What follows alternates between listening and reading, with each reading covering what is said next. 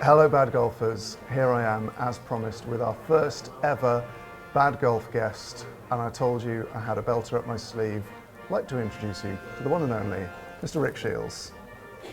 It's not the first time I've been introduced as a bad golfer, so that's quite good. Welcome, and I'm glad to be part of a channel. Your first guest. It feels weird sometimes being on someone else's channel. Does it? Yeah, a little bit, because I'm obviously so used to making my own videos. So yeah. It's a pleasure to be a guest on your channel. Thank you, and thanks to all the bad golfers out there. Yeah, and if any of you bad golfers want to see good golf, first and last stop is Rick-Shiels', not just his YouTube channel, but his podcast, everything he does. Right. We're big fans. So we're going to ask you 6 questions. Okay. You're the first person we've asked these questions to. Okay.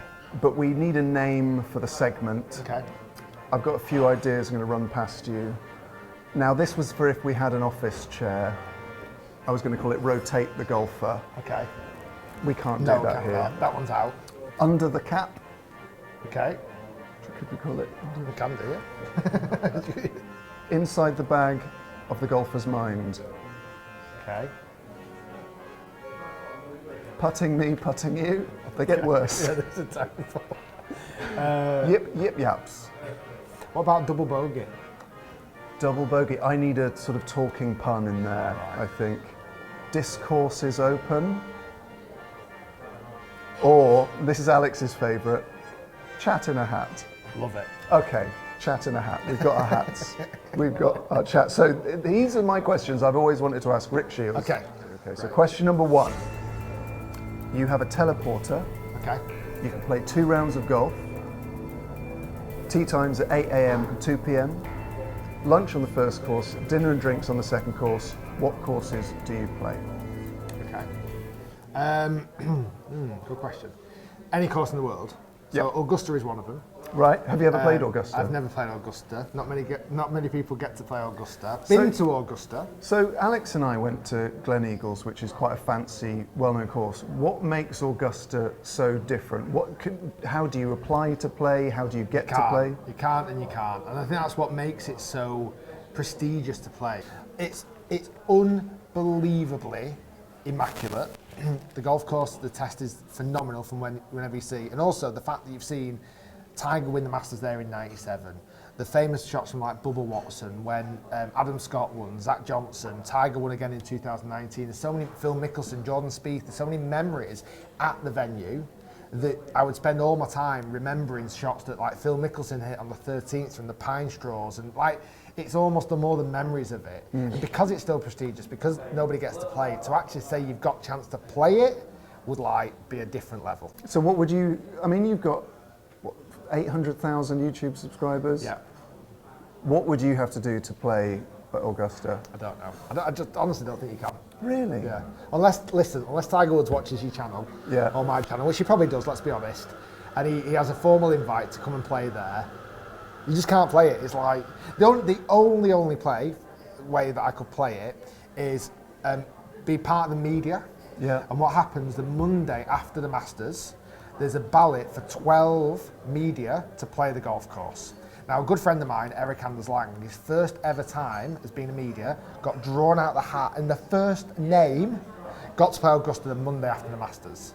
There's been guys there that have been going for 50 years, never been pulled out of the hat. So it's a complete lottery, but it's a lottery that you can be in, and if you're lucky enough, you can have the chance to play in Augusta. So if me and Alex manage to wangle our way with a media pass to the Masters, we might get to play Augusta. If you wangle one before I do, something's not right, okay? Alex, talk to your people. No, he doesn't. He can't know people. Well, we'll see. That's genuinely upset at the idea that we might play it. So yeah, Augusta, and then possibly, I don't mind if I play there more, probably afternoon. No, probably morning actually, a nice early tea time at Augusta, because I think if I had Augusta as my second course, I wouldn't appreciate the first course. Yeah. So I'd want to do Augusta first, and probably somewhere like Pebble Beach, and as the sunset drops down, it's like one of the most scenic golf courses in the world, even though I've not seen it visually, it is. But yeah, they're my two, both in America, I'm afraid. Great answers. You could possibly do, you don't even need a teleporter, you could possibly even do it. Okay, you've got a car. Yeah, exactly. Get one club in your bag, Yeah. but every time you use it, it's played by a pro of your choice. What club is it, and what pro is taking that shot for you? It's a great question. If Rory McIlroy hit every single tee shot of mine, I'd be pretty good at golf. So Rory with the driver, Yeah. it would be. Yeah. So if we could wave a wand, every time you pick up that driver, it's Rory playing it. Yeah. Interesting. I'd have thought the stats-wise, Spieth with your putter or Tiger Woods with your putter. Yeah, it's a bit boring, isn't it? Is it? Okay. If the thing is though, what I'd need to experience, even though it's Rory hitting my driver, it's me hitting that. Like, Yeah. do you get what I mean? Yeah. Let's say all the golfers around the world had superpowers. Yeah. I would want Rory's superpower of hitting the driver. Okay.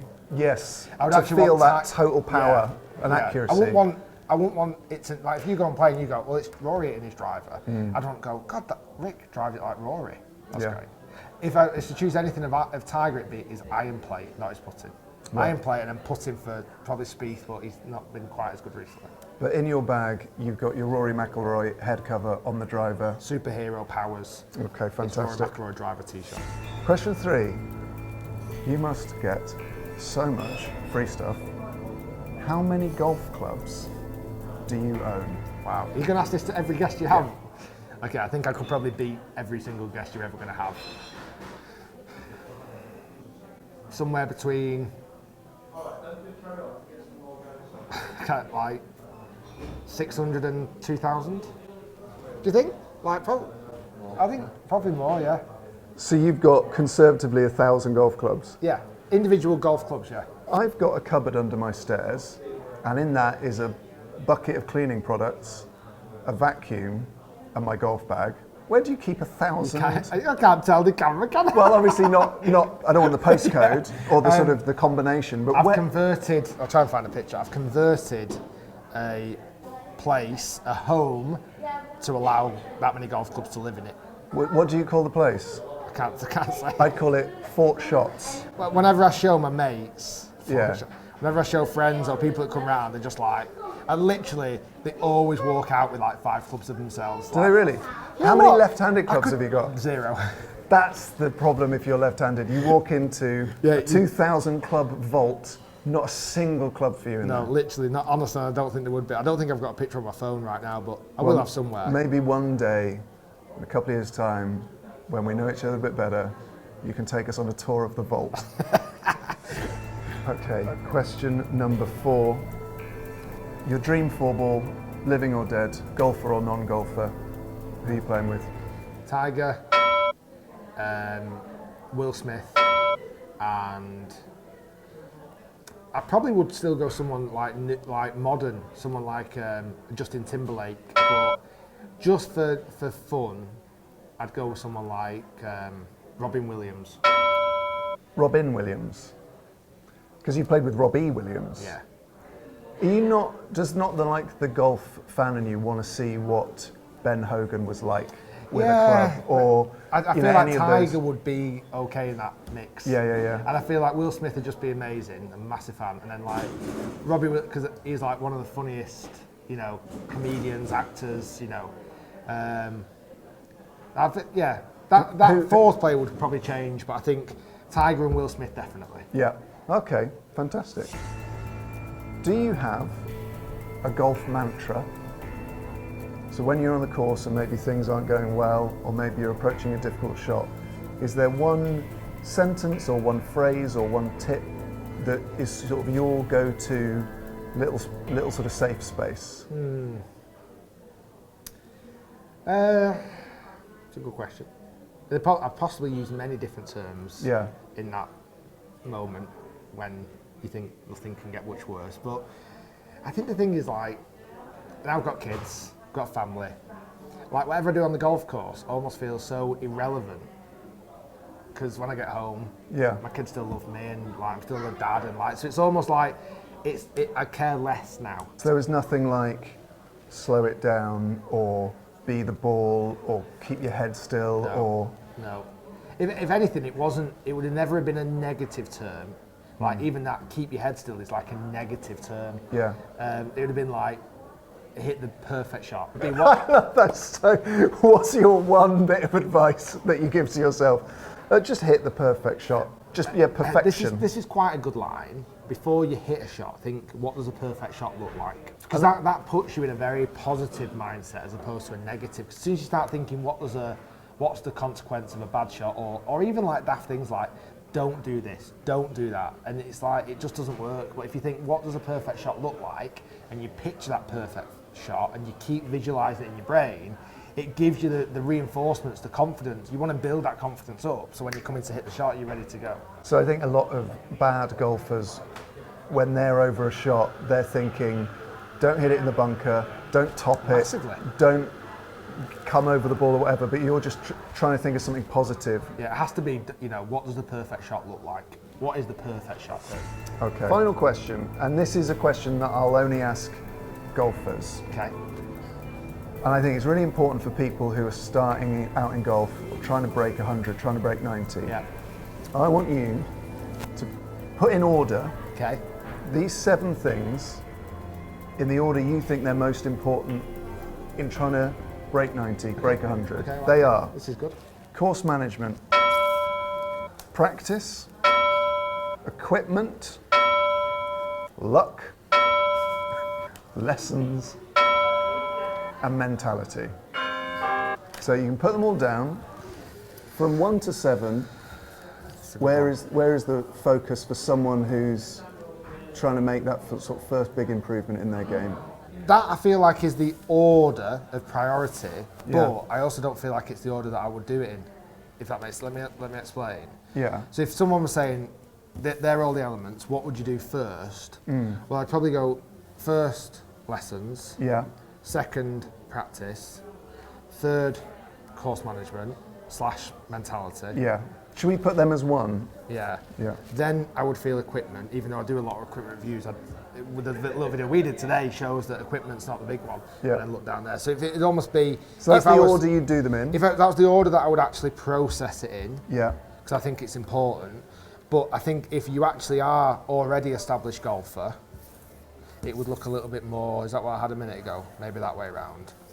I feel like if you're already playing, practice more, efficiently as well. If that's not quite working, lessons. So that's that done. And then this is more on the golf course. Mentality, course management is plotting your way around, having the right positive mindset, making the right decisions out on the golf course. Equipment then, I think too many people look on that too much. I think too many people put that right up here, if I'm honest. So having that there, 'cause it's important, but it's not vital. And then luck is just like, Yeah. I don't know, it's such a difficult one. That's absolutely fascinating. They always say the more you do this, the more of that you get. Yeah.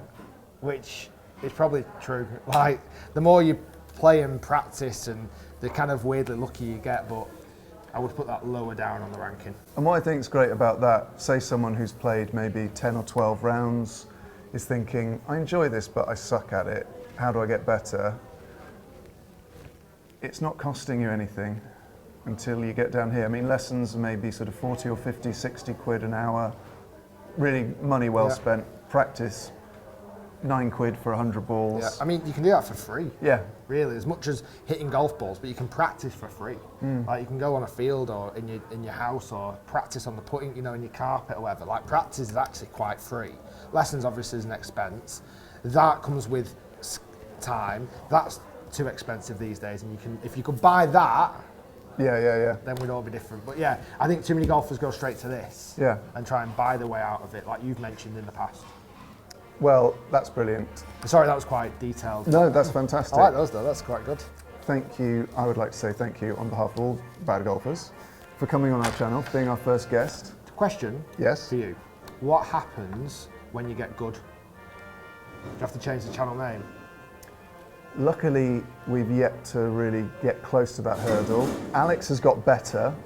I've got worse. Might go. So I think we would change it to golf. Thanks for watching. Thank you so much. Do like and subscribe to the channel. You taught me to say that. Smash those likes. Hit that subscribe button. Gotta smash them. Thanks, bud. Thanks, man.